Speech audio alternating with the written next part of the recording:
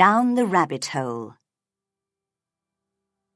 Alice was beginning to get very bored. She and her sister were sitting under the trees. Her sister was reading, but Alice had nothing to do. Once or twice, she looked into her sister's book, but it had no pictures or conversations in it.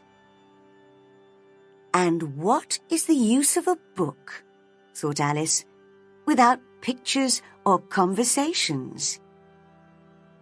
She tried to think of something to do, but it was a hot day, and she felt very sleepy and stupid. She was still sitting and thinking when suddenly a white rabbit with pink eyes ran past her. There was nothing really strange about seeing a rabbit, and Alice was not very surprised when the rabbit said, "Oh dear, I shall be late." Perhaps it was a little strange, Alice thought later, but at the time she was not surprised. But then the rabbit took a watch out of its pocket, looked at it, and hurried on. At once, Alice jumped to her feet. "I've never before seen a rabbit with either a pocket or a watch to take out of it," she thought, and she ran quickly across the field after the rabbit. She did not stop to think, and when the rabbit ran down a large rabbit hole, Alice followed it immediately. After a little way, the rabbit hole suddenly went down, deep into the ground.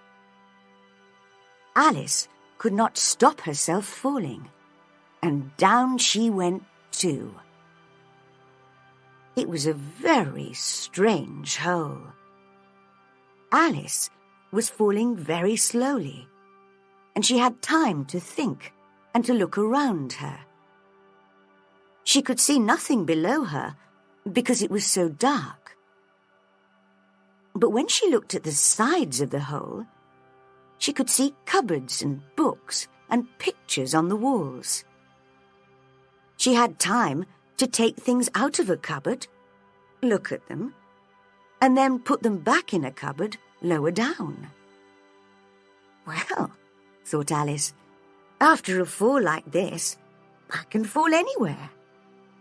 I can fall downstairs at home, and I won't cry or say a word about it." Down, down, down. "How far have I fallen now?" Alice said aloud to herself. "Perhaps I'm near the center of the earth. Let me think. That's 4,000 miles down." Alice was very good at her school lessons and could remember a lot of things like this. Down, down, down. Would she ever stop falling? Alice was very nearly asleep when, suddenly, she was sitting on the ground. Quickly, she jumped to her feet and looked around. She could see the white rabbit who was hurrying away and still talking to himself. "Oh, my ears and whiskers," he was saying. "How late it's getting." Alice ran after him like the wind. She was getting very near him when he suddenly turned a corner.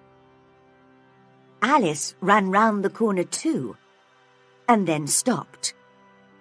She was now in a long, dark room with doors all round the walls, and she could not see the white rabbit anywhere. She tried to open the doors, but they were all locked. "How will I ever get out again?" she thought sadly. Then she saw a little glass table with 3 legs, and on the top of it was a very small gold key. Alice quickly took the key and tried it in all the doors. But oh dear! Either the locks were too big, or the key was too small, but she could not open any of the doors. Then she saw another door, a door that was only 40 centimeters high. The little gold key unlocked this door easily, but of course Alice could not get through it. She was much too big. So she lay on the floor and looked through the open door into a beautiful garden with green trees and bright flowers. Poor Alice was very unhappy. "What a wonderful garden," she said to herself. "I'd like to be out there, not in this dark room. Why can't I get smaller?" It was already a very strange day, and Alice was beginning to think that anything was possible. After a while, she locked the door again, got up, and went back to the glass table. She put the key down, and then she saw a little bottle on the table. "I'm sure it wasn't here before," said Alice. Round the neck of the bottle was a piece of paper with the words, "Drink me," in large letters.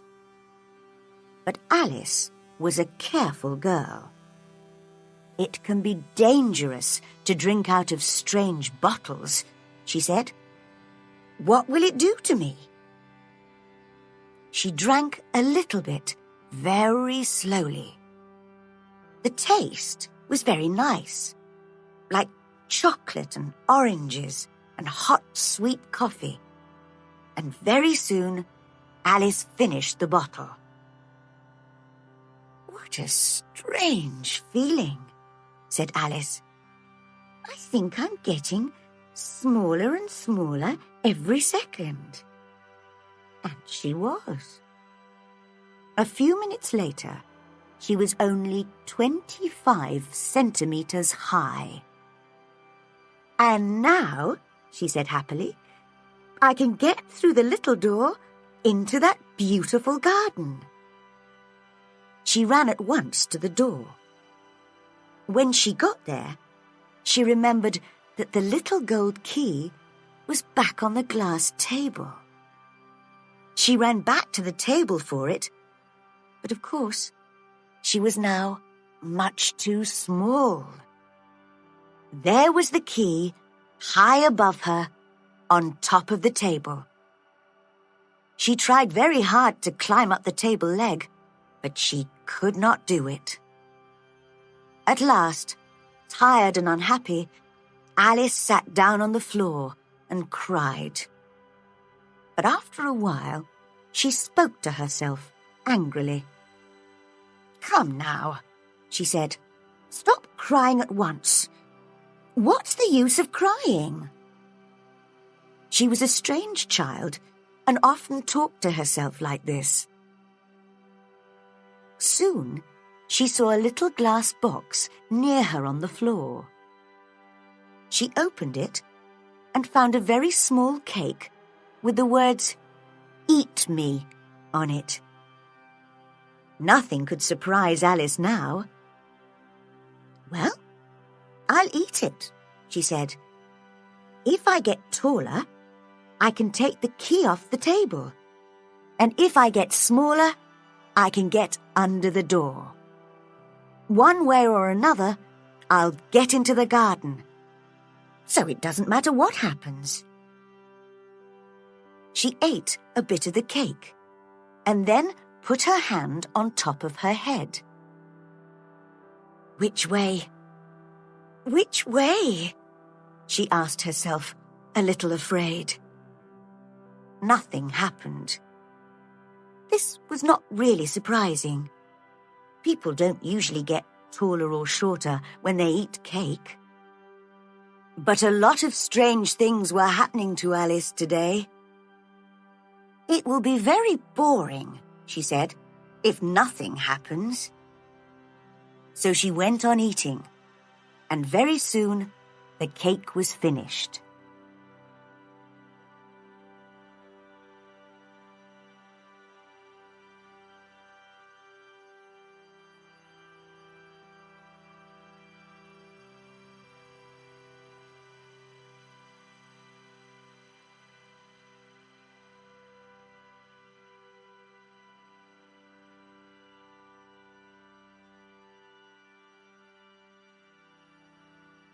Chapter 2. The Pool of Tears. "Curiouser and curiouser," said Alice. She was very surprised, and for a minute she forgot how to speak good English. "I shall be as tall as a house in a minute," she said. She tried to look down at her feet and could only just see them. "Goodbye, feet," she called. "Who will put on your shoes now?" "Oh dear, what nonsense I'm talking." Just then, her head hit the ceiling of the room. She was now about 3 meters high. Quickly, she took the little gold key from the table and hurried to the garden door. Poor Alice. She lay on the floor and looked into the garden with one eye. She could not even put her head through the door. She began to cry again, and went on crying and crying. The tears ran down her face, and soon there was a large pool of water all around her on the floor. Suddenly, she heard a voice, and she stopped crying to listen. "Oh, the Duchess! The Duchess! She'll be so angry. I'm late, and she's waiting for me. Oh, dear! Oh, dear!" It was the White Rabbit again. He was hurrying down the long room with some white gloves in one hand and a large fan in the other hand. Alice was afraid, but she needed help. She spoke in a quiet voice. "Oh, please, sir." The rabbit jumped wildly, dropped the gloves and the fan, and hurried away as fast as he could. Alice picked up the fan and the gloves. The room was very hot, so she began to fan herself while she talked. "Oh, dear. How strange everything is today. Did I change in the night? Am I a different person today? But if I'm a different person, then the next question is, who am I? That's the mystery." She began to feel very unhappy again, but then she looked down at her hand. She was wearing one of the rabbit's white gloves. "How did I get it on my hand?" she thought. "Oh, I'm getting smaller again."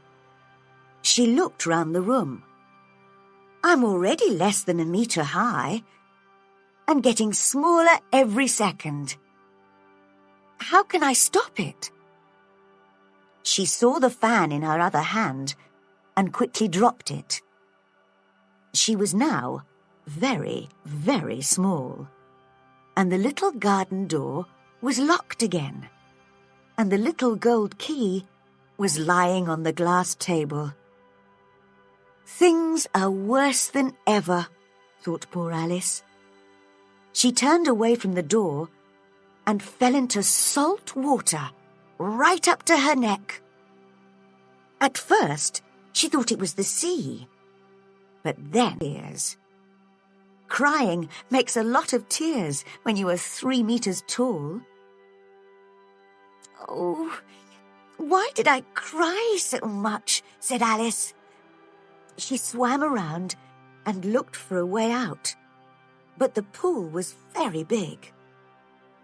Just then, she saw an animal in the water near her. It looked like a large animal to Alice, but it was only a mouse. "Shall I speak to it?" thought Alice. "Everything's very strange down here, so perhaps a mouse can talk." So she began. "Oh, mouse, do you know the way out of this pool? I'm very tired of swimming. Oh, mouse." Alice did not know if this was the right way to speak to a mouse, but she wanted to be polite. The mouse looked at her with its little eyes, but it said nothing. "Perhaps it doesn't understand English," thought Alice. "Perhaps it's a French mouse." So she began again and said in French, "Where is my cat?" This was the first sentence in her French lesson book. The mouse jumped half out of the water and looked at her angrily. "Oh, I'm so sorry," cried Alice quickly. "Of course, you don't like cats, do you?" "Like cats?" cried the mouse in a high, angry voice. "Does any mouse like cats?" "Well, perhaps not," Alice began kindly. But the mouse was now swimming quickly away, and soon Alice was alone again. At last, she found her way out of the pool and sat down on the ground. She felt very lonely and unhappy. But after a while, the White Rabbit came past again, looking for his white gloves and his fan. "The Duchess! The Duchess! Oh, my ears and whiskers! She'll cut my head off. I know she will. Oh, where did I drop my gloves?" Then he saw Alice. "Why, Mary Ann, what are you doing here? Run home at once and bring me some gloves and a fan. Quick now." Alice hurried away. "But where is his house?" she thought while she ran. Strangely, she was no longer in the long room with the little door, but outside in a wood. She ran and ran, but could not see a house anywhere. So she sat down under a flower to rest.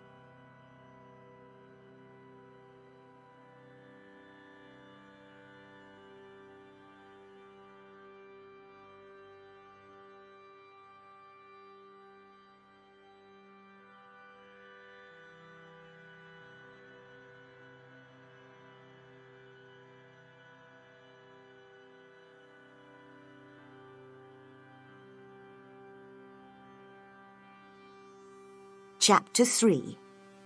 Conversation with a Caterpillar.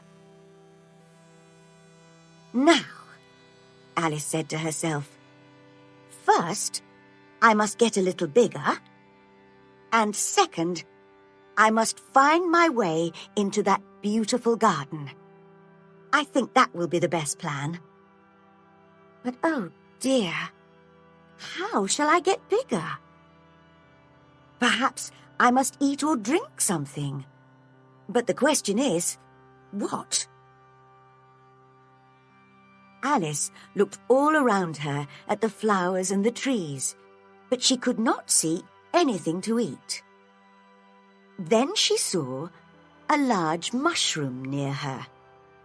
It was as tall as she was.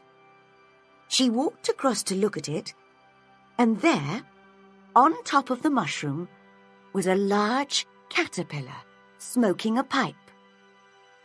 After a while, the caterpillar took the pipe out of its mouth and said to Alice in a slow, sleepy voice, Who are you? I don't really know, sir, said Alice. I know who I was when I got up this morning, but I have changed so often since then. I think I am a different person now.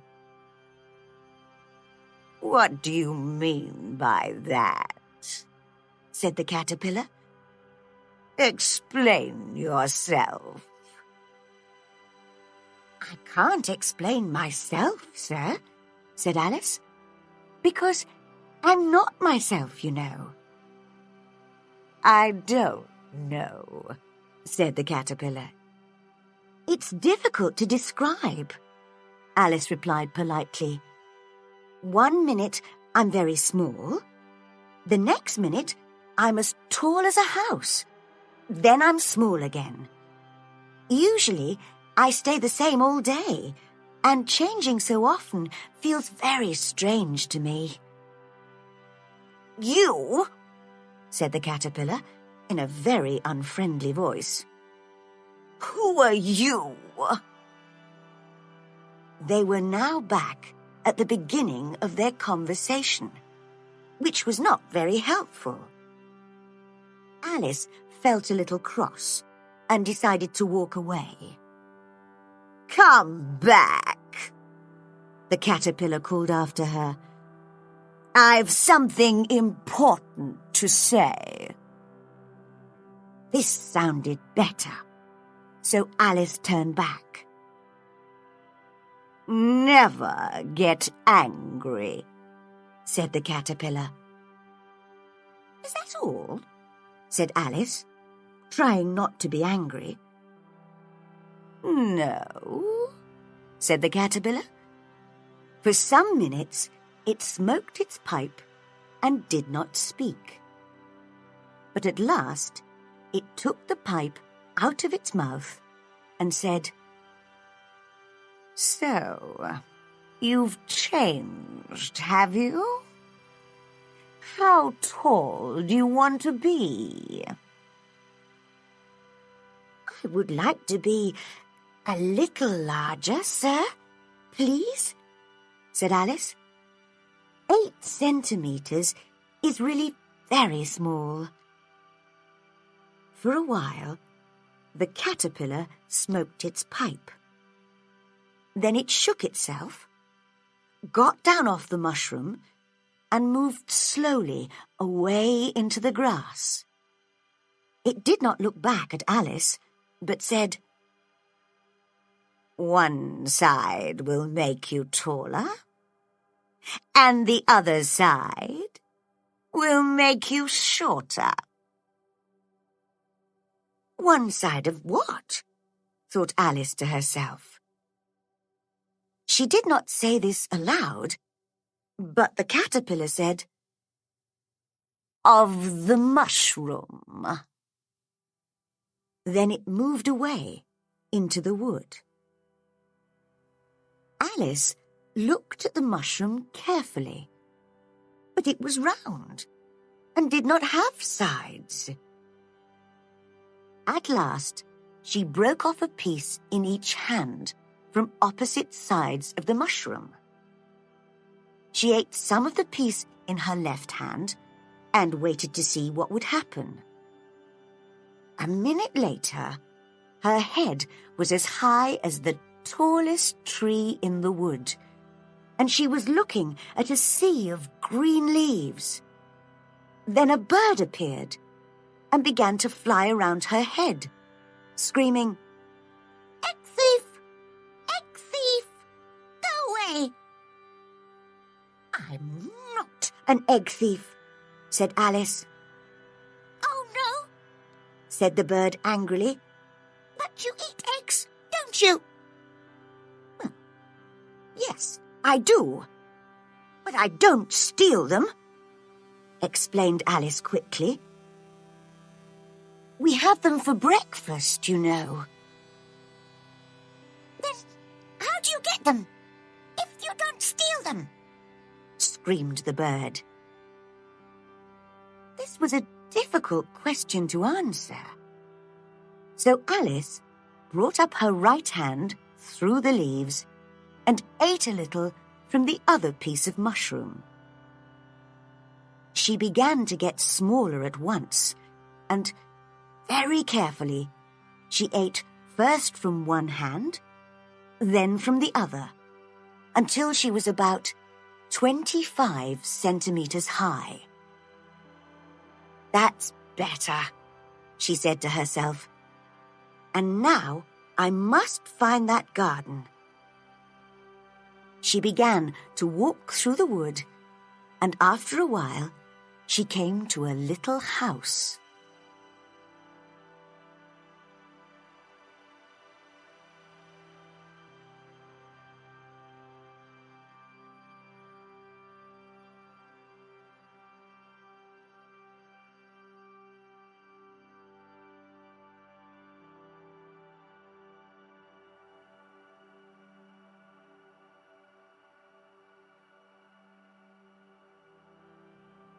Chapter 4. The Cheshire Cat. There was a boy outside the door with a large letter in his hand.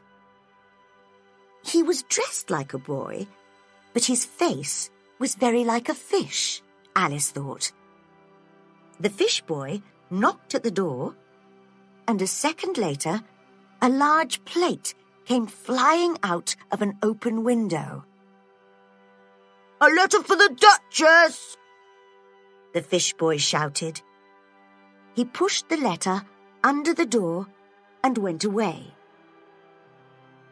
Alice went up to the door and knocked, but there was a lot of noise inside, and nobody answered. So she opened the door and walked in. She found herself in a kitchen which was full of smoke. There was a very angry cook by the fire, and in the middle of the room sat the Duchess, holding a screaming baby. Every few minutes, a plate crashed to the floor. There was also a large cat, which was sitting on a chair and grinning from ear to ear. "Please," Alice said politely to the Duchess, "why does your cat grin like that?" "It's a Cheshire Cat," said the Duchess. "That's why." "I didn't know that cats could grin," said Alice.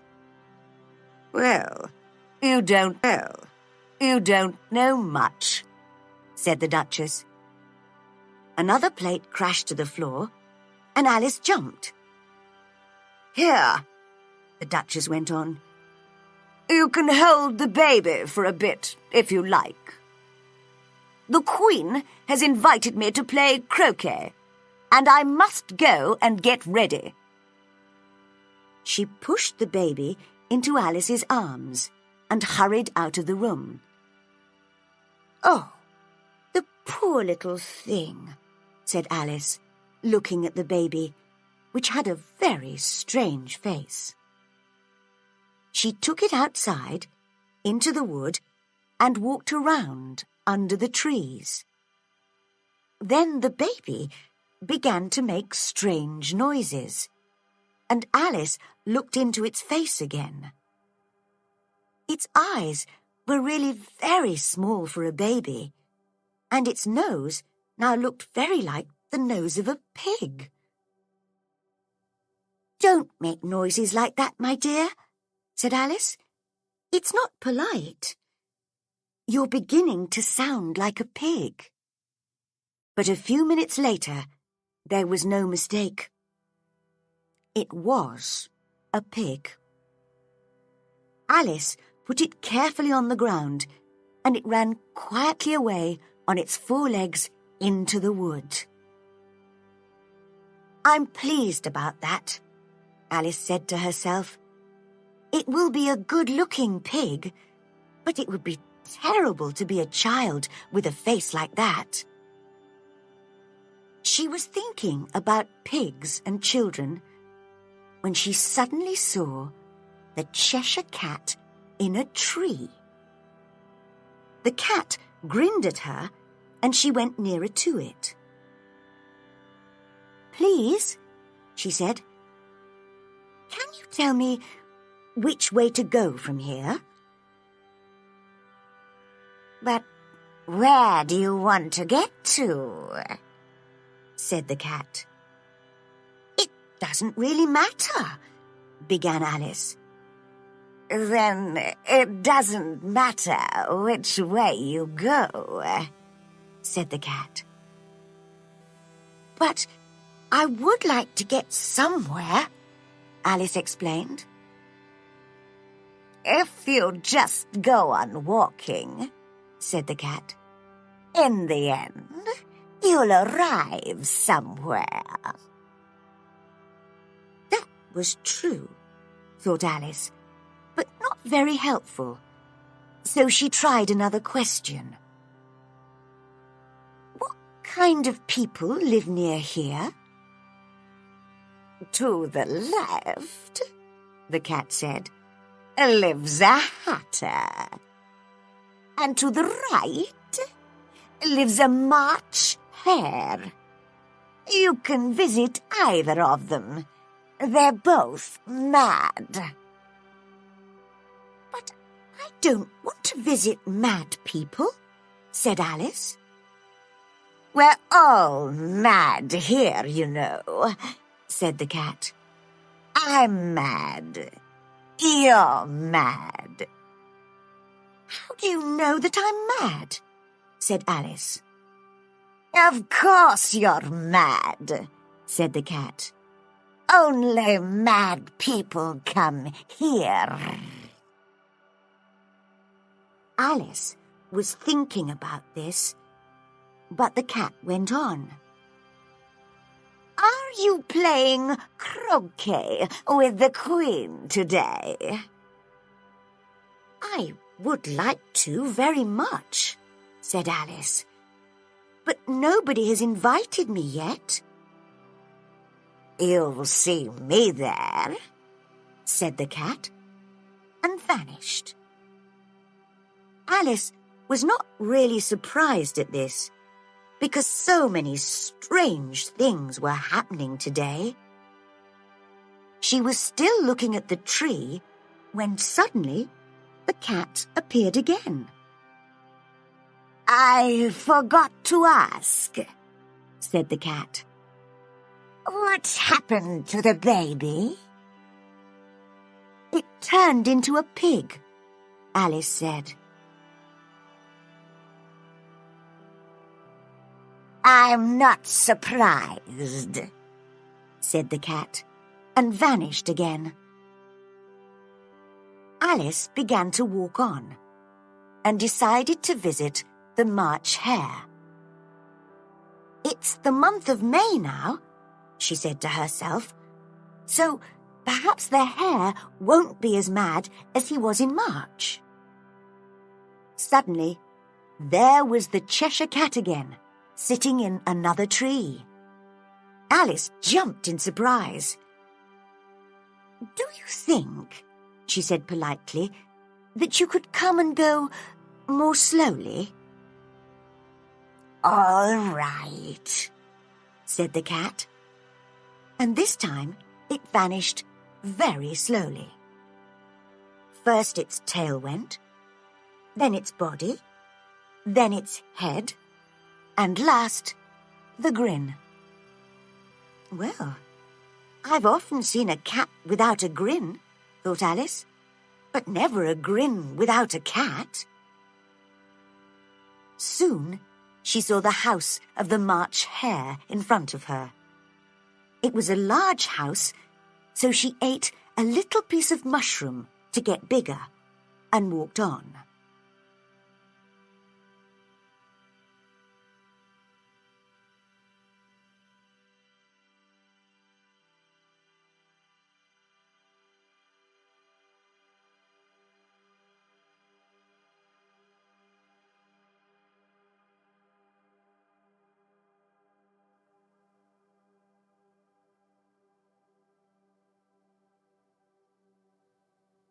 Chapter 5. A Mad Tea Party. There was a table under a tree outside the house, and the March Hare and the Hatter were having tea. A dormouse was sitting between them, asleep. The three of them were all sitting together at one corner of the table. But the table was large, and there were many other seats. Alice sat down in a big chair at one end. "Have some coffee?" the March Hare said in a friendly voice. Alice looked all round the table, but she could only see a teapot. "I don't see any coffee," she said. "There isn't any," said the March Hare. "Then why did you ask me to have some?" said Alice crossly. "It wasn't very polite of you." "It wasn't very polite of you to sit down. We haven't invited you to tea," said the March Hare. "But there are lots of seats," said Alice. "Your hair's too long," said the Hatter, looking at Alice with interest. "It's not polite to say things like that," said Alice. The Hatter looked surprised, but he said, "Why is a bird like a desk?" Alice was pleased. She enjoyed playing word games, so she said, "That's an easy question." "Do you mean you know the answer?" said the March Hare. "Yes," said Alice. "Then you must say what you mean," the March Hare said. "I do," Alice said quickly. "Well, I mean what I say, and that's the same thing, you know." "No, it isn't," said the Hatter. "Listen to this.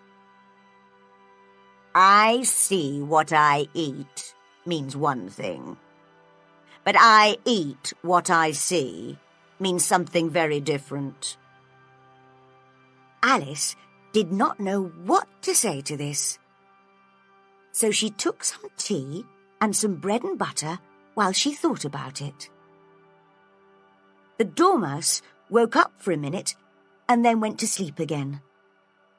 After a while, the Hatter took out his watch, shook it, then looked at it sadly. 2 days slow. I told you that butter wasn't good for watches, he said angrily to the March Hare. "It was the best butter," said the March Hare sadly. Alice was looking at the watch with interest. "It's a strange watch," she said. "It shows the day of the week, but not the time." "But we know the time," said the Hatter. "It's always 6 o'clock here." Alice suddenly understood. "Is that why there are all these cups and plates?" she said. "It's always tea time here, and you go on moving round the table. Is that right? But what happens when you come to the beginning again?" "Don't ask questions," said the March Hare crossly. "You must tell us a story now." "But I don't know any stories," said Alice. Then the March Hare and the Hatter turned to the Dormouse. "Wake up, Dormouse!" they shouted loudly in its ears. "Tell us a story!" "Yes, please do," said Alice. The Dormouse woke up and quickly began to tell a story. But a few minutes later, it was asleep again. The March Hare poured a little hot tea on its nose, and the Hatter began to look for a clean plate.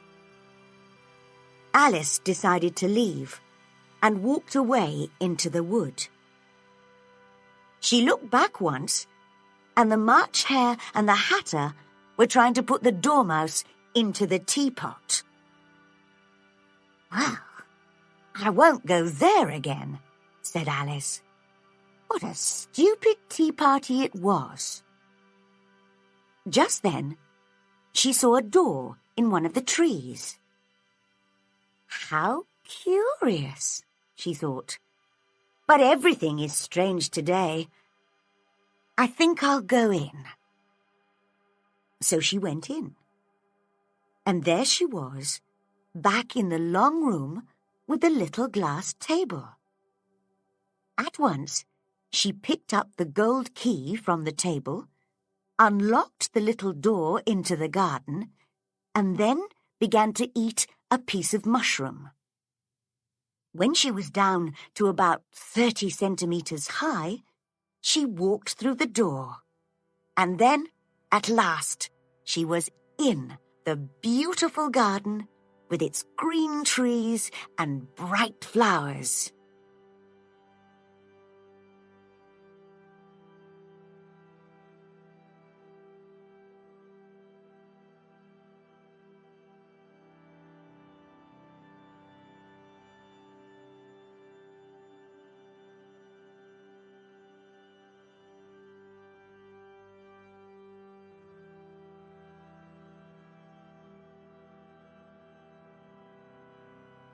Chapter 6.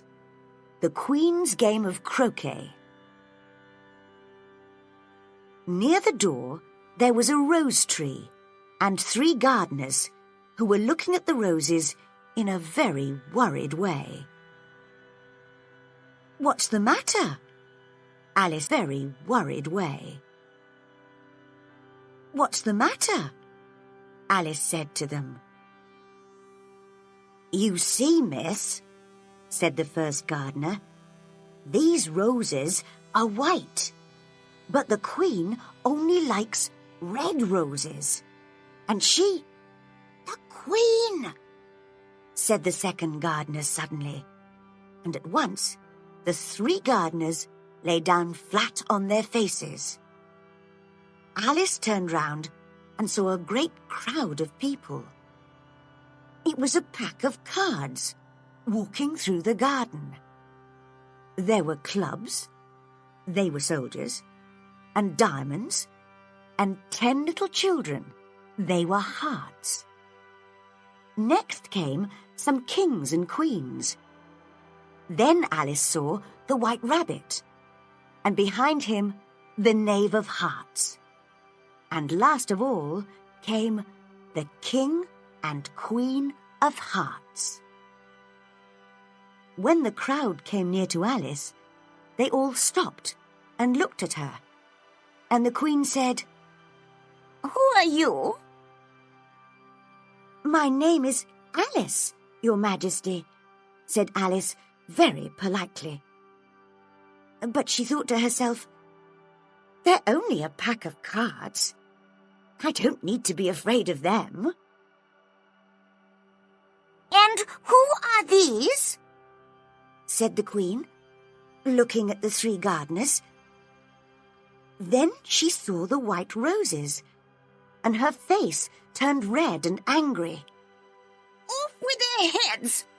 she shouted, and soldiers hurried up to take the gardeners away. The Queen turned to Alice. "Can you play croquet?" she shouted. "Yes," shouted Alice. "Come on then," shouted the Queen. The crowd began to move on, and Alice went with them. It's a very fine day," said a worried voice in her ear. Alice saw that the White Rabbit was by her side. "Very fine," said Alice. "Where's the Duchess?" "Shh," said the rabbit in a hurried voice. "She's in prison, waiting for execution." "What for?" said Alice. But just then, the Queen shouted, "Get to your places!" and the game began. It was the strangest game of croquet in Alice's life. The balls were hedgehogs, and the mallets were flamingos, and the hoops were made by soldiers who turned over and stood on their hands and feet. Alice held her flamingo's body under her arm, but the flamingo turned its long neck first this way and then that way. At last, Alice was ready to hit the ball with the flamingo's head. But by then, the hedgehog was tired of waiting and was walking away across the croquet ground. And when both the flamingo and the hedgehog were ready, there was no hoop. The soldiers, too, were always getting up and walking away. It really was a very difficult game, Alice thought. The players all played at the same time, and they were always arguing and fighting for hedgehogs. Nobody could agree about anything. Very soon, the Queen was wildly angry and went around shouting, "Off with his head!" or "Off with her head!" about once a minute. Alice began to feel worried. The Queen is sure to argue with me soon, she thought, and what will happen to me then? They're cutting people's heads off all the time here. I'm surprised there is anyone left alive. Just then, she saw something very strange. She watched carefully, and after a minute or two, she saw that the thing was a grin. "It's the Cheshire Cat," she said to herself. "Now I'll have somebody to talk to." "How are you getting on?" said the cat when its mouth appeared. Alice waited. "I can't talk to something without ears," she thought. Slowly, the cat's eyes, then its ears, and then the rest of its head appeared. But it stopped at the neck, and its body did not appear.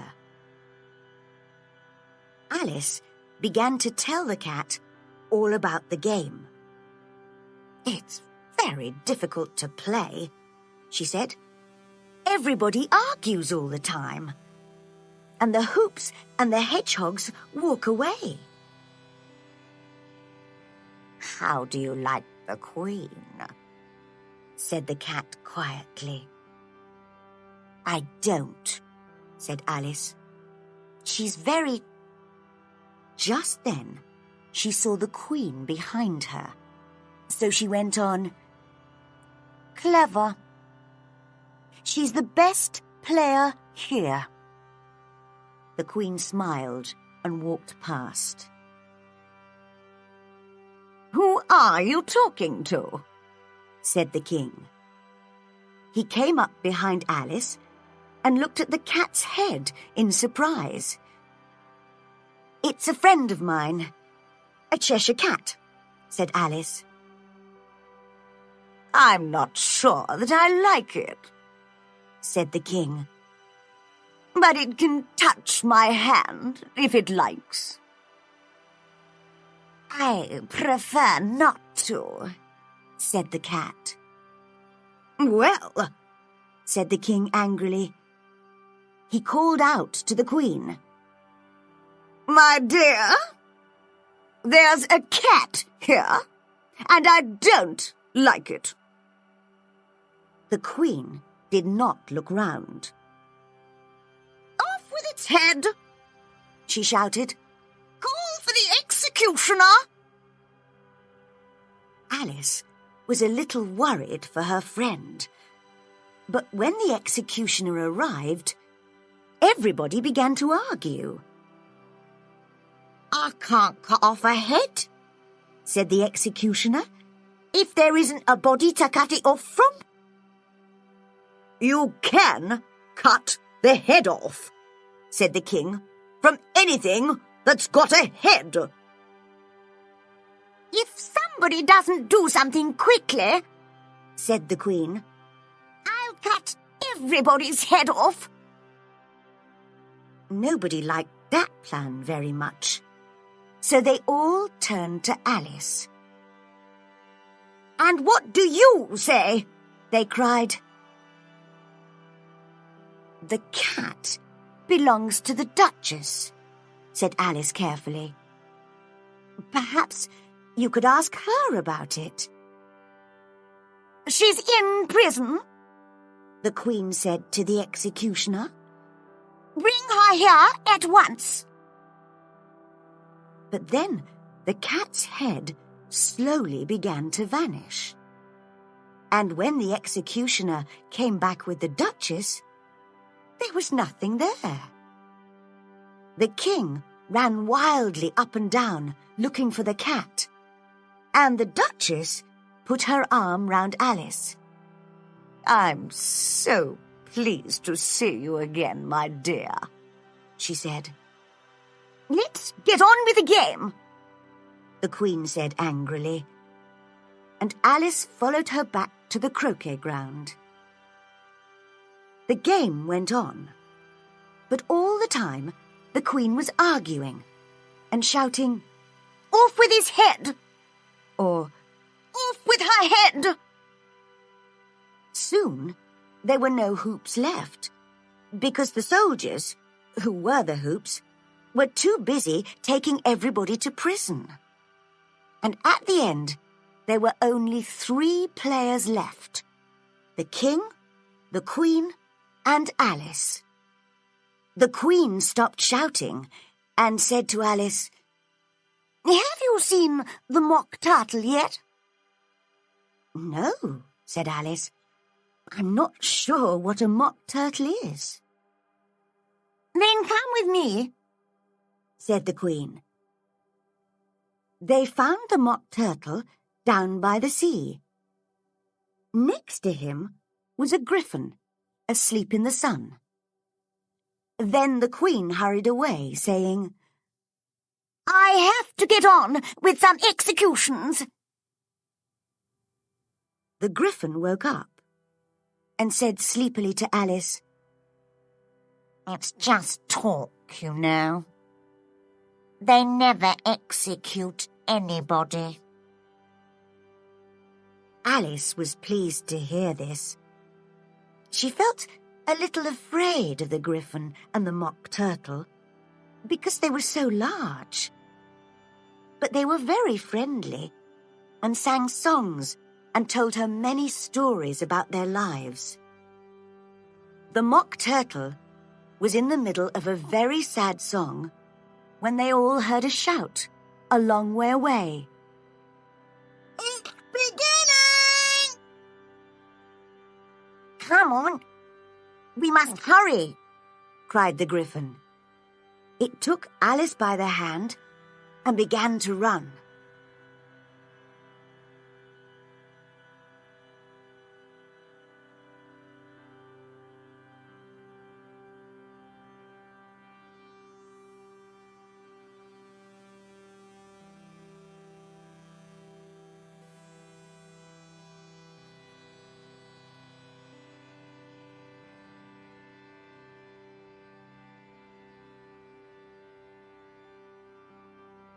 Chapter 7.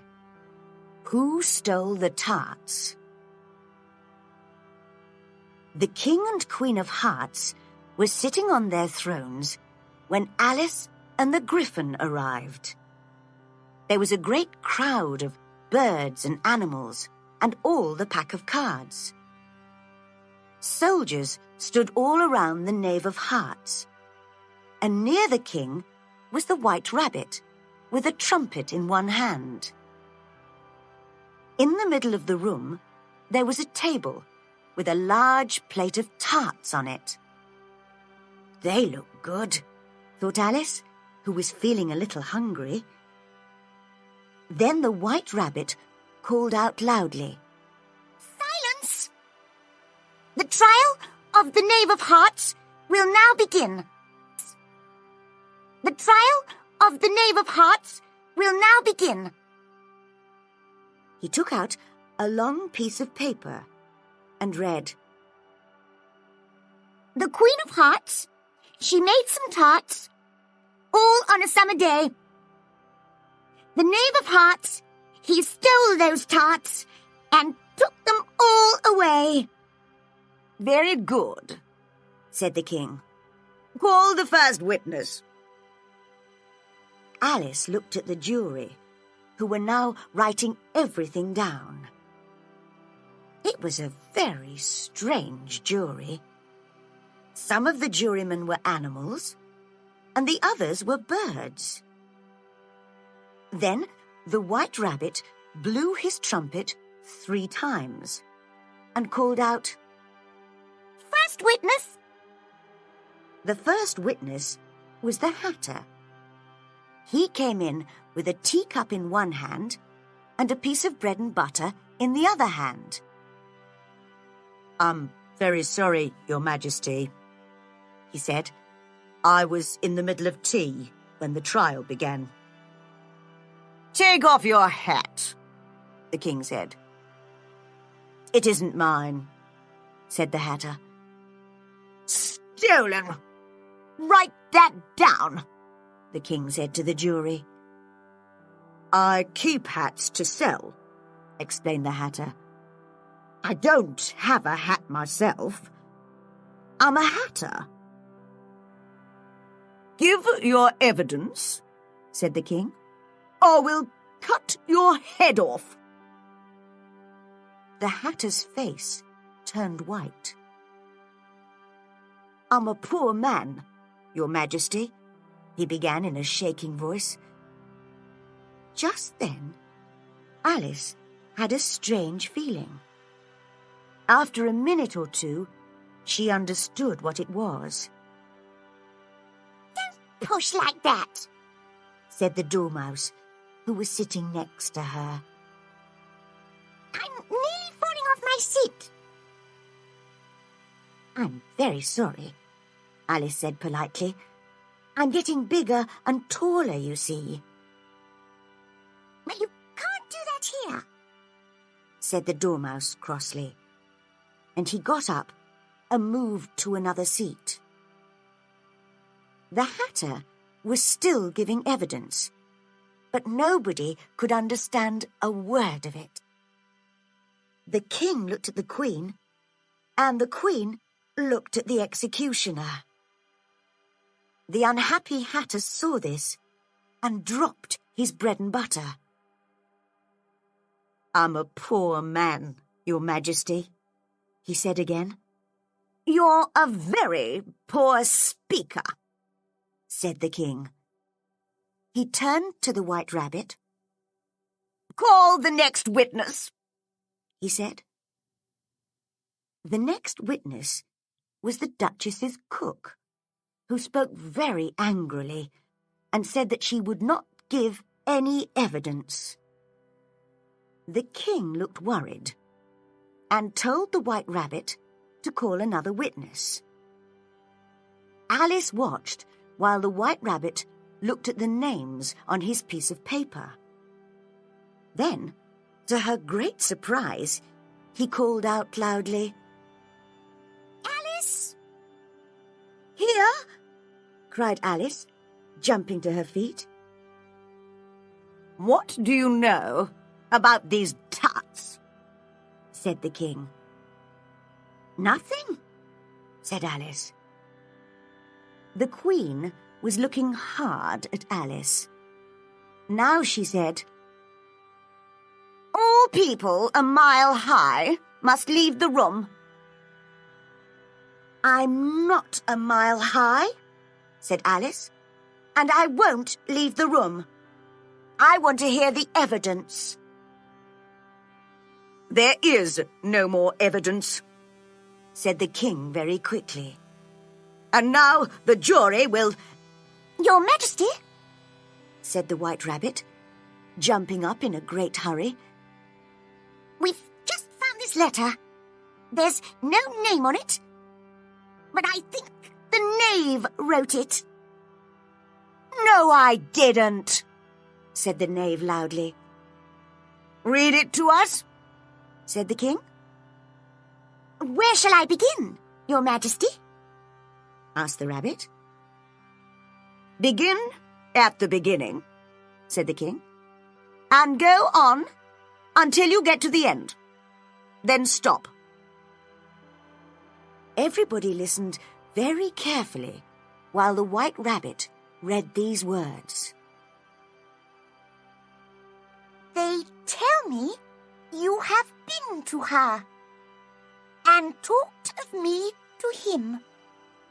She thought I was a gardener, but said I could not swim. He tells them that I have not gone. We know that this is true. If she decides to hurry on, what will they do to you? I gave her one. They gave him two. You gave us 3 or more. They all returned from him to you, but they were mine before. That's a very important piece of evidence, said the king. He looked very pleased. Now, the jury must... If anybody in the jury can explain that letter, said Alice. She was not afraid of anything now, because she was much bigger than everybody in the room. I'll give him 6pence. It's all nonsense. It doesn't mean anything. The jury busily wrote this down. She thinks it's all nonsense. All nonsense, eh? Said the king.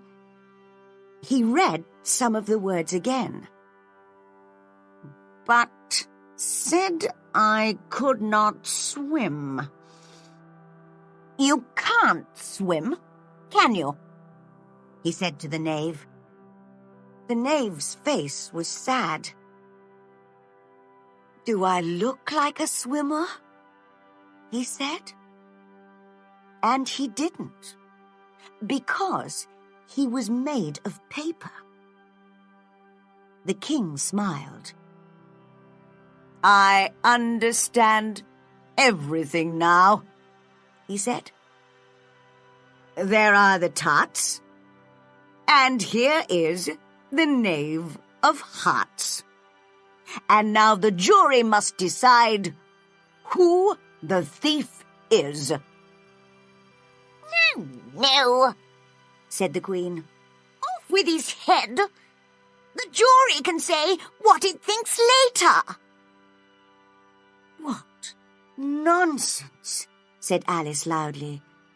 The jury must decide first. You can't. Be quiet, said the Queen, her face turning red. I won't, said Alice. Off with her head, screamed the Queen. Nobody moved. It doesn't matter what you say, said Alice. You're only a pack of cards. Then the pack of cards flew up into the sky and began to fall on Alice's face. She gave a little scream and woke up. She was lying next to her sister under the trees, and some leaves were falling on her face. Wake up, Alice, dear, said her sister. You've been asleep a long time. Oh, I've had a very curious dream, said Alice. And she told her sister all about the strange